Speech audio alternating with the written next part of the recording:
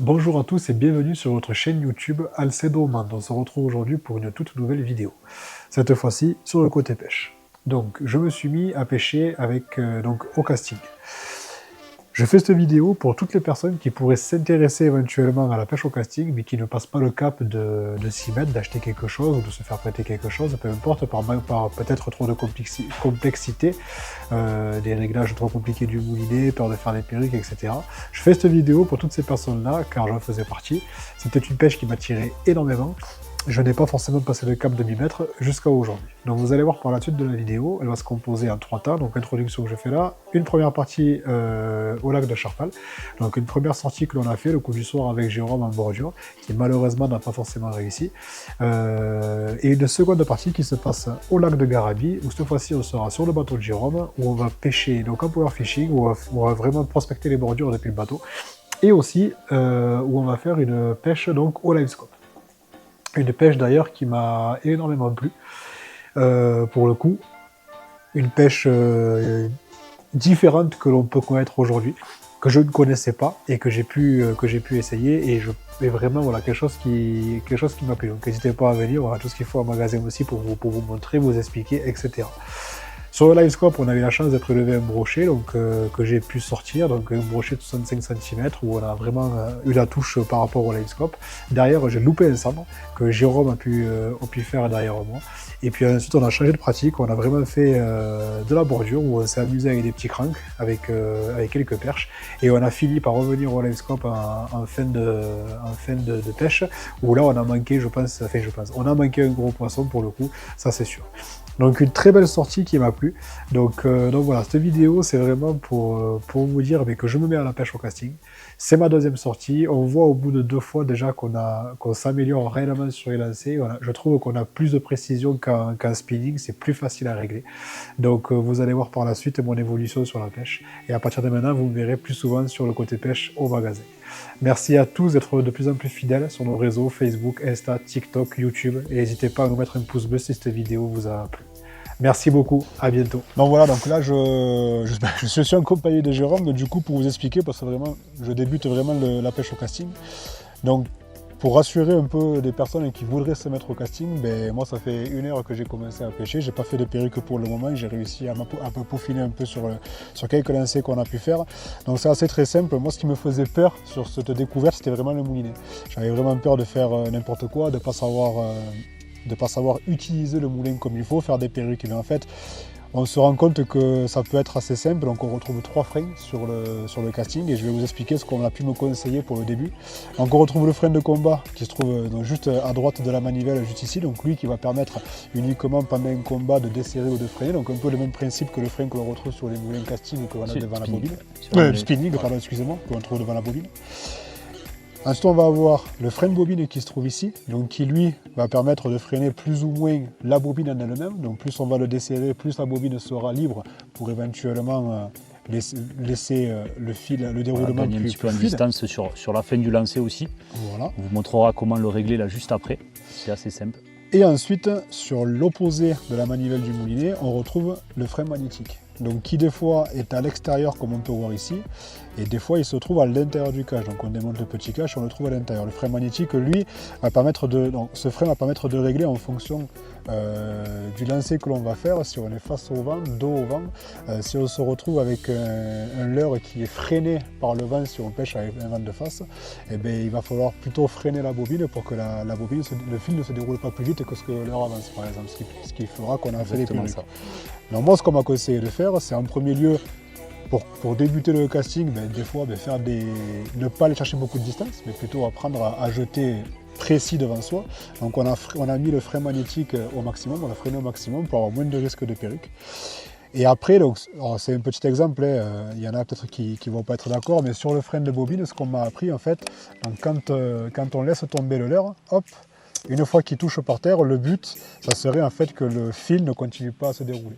Donc ça, on va utiliser le frein de bobine qui se trouve juste ici.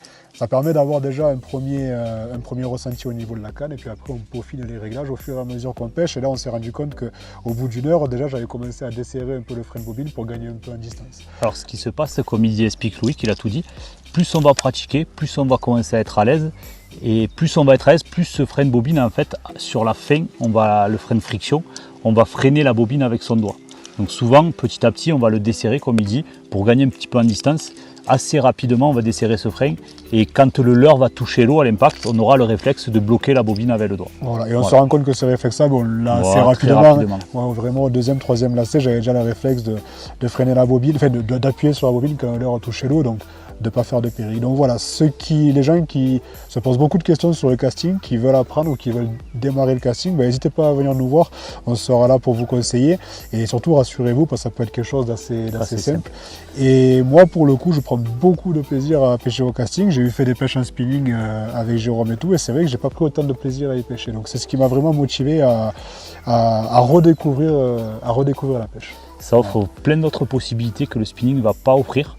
Donc c'est vrai que bon, là on va vous en montrer quelques-unes sur un lac du bord, qu'est-ce que ça peut donner, sur des berges un petit peu encombrées, pas encombrées, des grands milieux.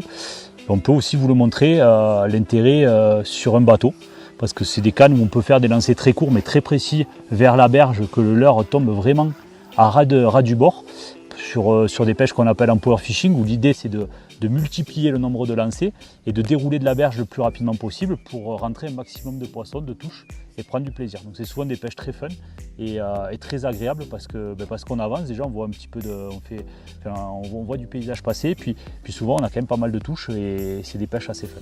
C'est effectivement sur ce quoi je voulais rebondir, mais moi par exemple qui suis vraiment qui chasse beaucoup, le casting en fait me permet de pas rester, d'avoir plus de polyvalence, enfin moins de temps mort on va dire. C'est-à-dire qu'en moyenne on va jeter 30% de plus quand on pêche en casting par rapport au spinning et ça permet d'avoir moins de temps mort, de faire vraiment, voilà, comme disait Jérôme, du power fishing et c'est ce qui va vraiment plus sur cette pêche, d'avoir moins de temps mort. Voilà. Et qui dit moins de temps mort dit aussi plus de chances de toucher du poisson. Voilà.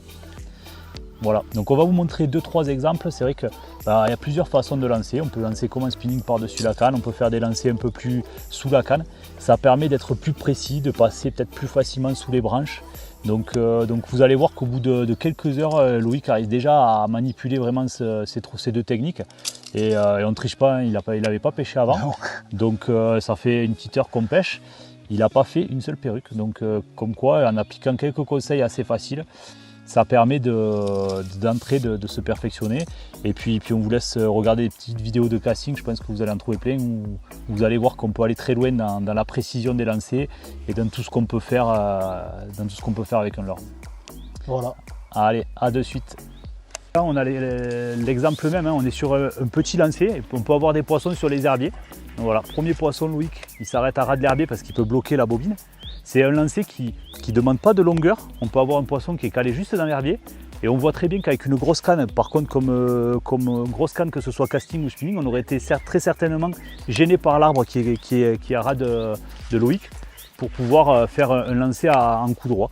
Donc ça lui permet de jeter sous la canne à revers et d'être ultra précis pour pêcher chaque touffe d'herbe. Donc ça peut être super intéressant. Et pour apprendre, voilà, c'est une autre façon, c'est super fun comme l'expliquait Loïc. C'est vraiment ce qui m'a plu sur cette technique de pêche, voilà, c'est de faire des choses un peu plus là, c'est vrai qu'en avançant, bon, mais ça permet de lancer à chaque herbier. Puis après, si le cœur y en dit, il peut aussi lancer un coup en pleine eau, voir s'il n'y a pas un poisson qui est au contraire à le nez vers l'herbier, en train de bloquer des proies dans l'herbier. Donc c'est souvent ce qu'on dit au brochet, c'est que c'est cette polyvalence aussi de lancer où on va trouver la pêche, c'est que certains jours ils vont être à l'ombre dans l'herbier caché, le nez vers le large, voir les poissons qui vont rentrer sur l'herbier, et d'autres jours ils font l'inverse, ils se calent au large, le nez vers la berge. Donc c'est vraiment important de faire toutes sortes de lancers, et ces lancers en bordure, le casting c'est vraiment plus pratique pour les faire. Voilà. Donc là petit à petit il va pêcher, donc il a le frein relativement serré, mais rapidement vous allez pouvoir allonger les distances de lancer et pêcher presque sans bouger jusqu'au fond de l'herbier. Donc on constate que la pêche au casting permet dans des endroits encombrés comme ici de pouvoir jeter sous la canne et prospecter les endroits un peu plus fermés. D'accord? Donc on va regarder comme ici. Hop, vraiment une pêche sous la canne pour aller faire les herbiers. Par exemple sur la droite comme ceci. Sur lequel un ensemble spinning ne l'aurait peut-être pas bien permis, quoi. On est vraiment sur un spot qui est sympa parce qu'on va pouvoir regarder deux lancers complètement différents. On va pouvoir aller chercher un petit peu loin en jetant fort par-dessus la tête pour aller prospecter un petit peu plus loin. Et vous allez voir qu'en fait avec le casting, on peut avoir de la polyvalence. Je vais me décaler un petit peu sur la gauche. On peut aussi également aller chercher donc, hop, le côté des berges avec un lancer sous la canne. Donc pouvoir aller prospecter plus près du bord. On va voir l'intérêt du casting. Si tu arrives à jeter sous la branche, effectivement on vient de voir une chasse là, juste sous cette branche. Donc là il va falloir, c'est là où ça commence à devenir un peu technique. Mais le casting avec une canne comme ça courte peut permettre vraiment de jeter sous cette branche là qu'on vient de voir. Alors vas-y, si tu accroches on ira le chercher. Il y a le sens qui est plus facile que l'autre.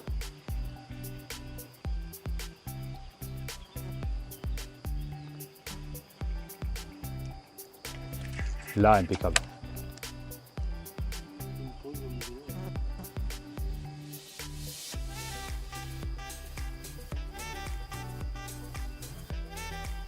Faisant une 4 ou 5 à me lancer.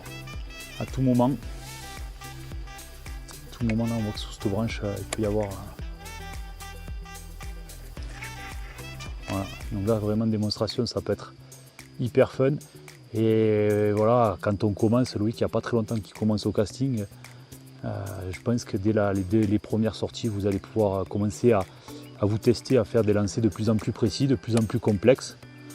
C'est ça qui est super intéressant. Mais il faut se lancer, et vous avez vu Loïc, on ne fait pas plus de perruques que ça, et petit à petit ça va rentrer.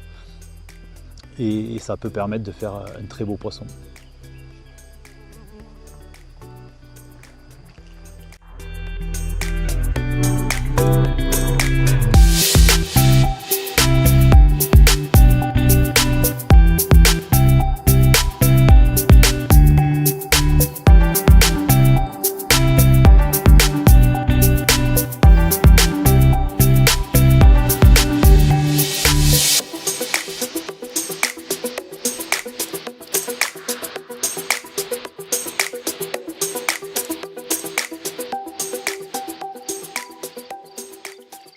Alors on se retrouve maintenant avec Loïc sur un lac, donc on va vous montrer vraiment l'intérêt du power fishing justement avec ces cannes casting assez courtes pour prospecter des zones assez serrées. Ben là on voit qu'on a une lance assez étroite.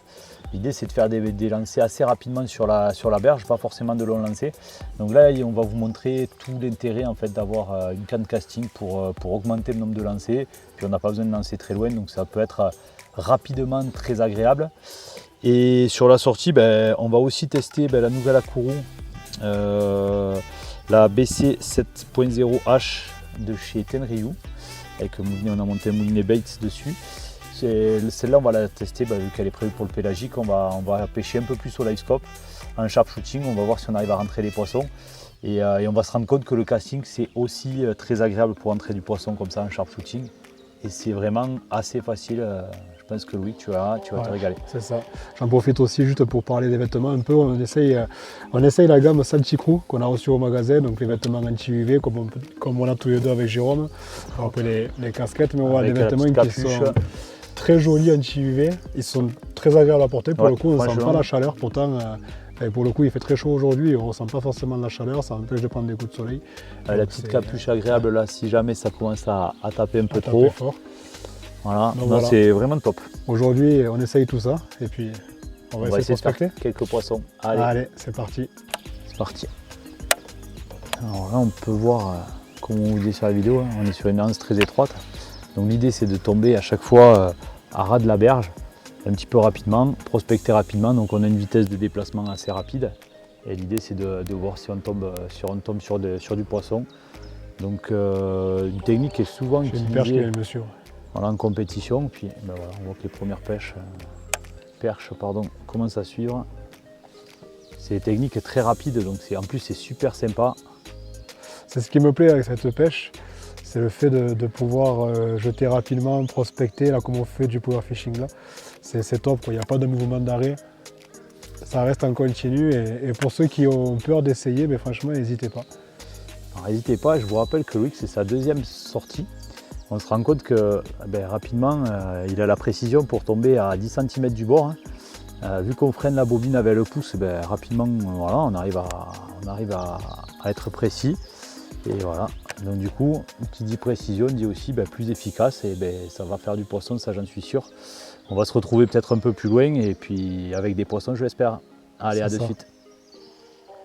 Donc voilà, premier petit poisson pris au live. Hein. C'est premier poisson au casting. 65. Voilà, donc sur un petit leurre, bon, on l'a repéré pas trop loin de la surface. Donc c'était une action assez facile sur un petit kétek en 5 pouces. Voilà. Allez, je te filme la remise à l'eau si tu veux.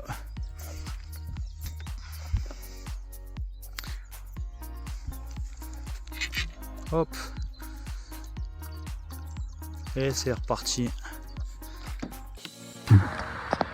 Voilà, un beau sand encore maintenant pris du coup sur le casting avec la nouvelle canne. C'est vraiment une tuerie la Kurula, la 7.0 là, spécial live. Je me suis régalé. Une belle touche comme on aime. Donc allez, on va pas le mesurer plus, le manipuler plus longtemps. Hop, que je ne fasse pas tomber. On va le remettre à l'eau. Très joli. Au live sur un petit leurre, pas trop grammé. Allez. Parfait. Il est reparti, on est à repartir au fond. On continue.